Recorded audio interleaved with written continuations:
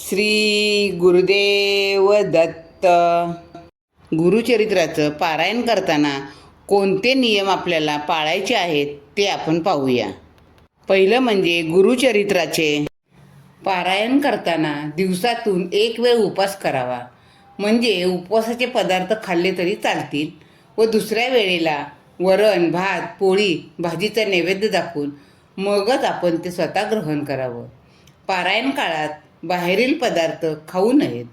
तिसरं म्हणजे ब्रह्मचर्या व्रताचं पालन करावं. चौथं म्हणजे पारायण करत्याने गादीवर झोपू नये.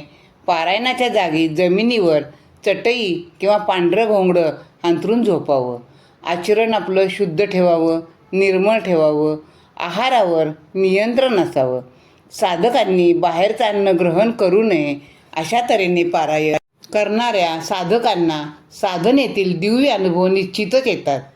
पारायण काळात सोयर सुतक आल्यास पारायण तेथेच थांबून दुसऱ्या व्यक्तीकडून त्याचे विसर्जन करून घ्यावे.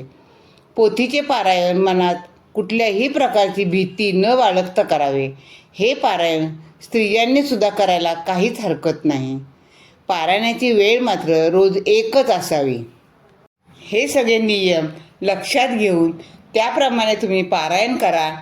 अशा प्रकारे जर तुम्ही पारायण केलं तर त्याचं फळ तुम्हाला नक्कीच दुप्पट तिप्पट मिळाल्याशिवाय राहणार नाही. धन्यवाद. श्री स्वामी समर्थ.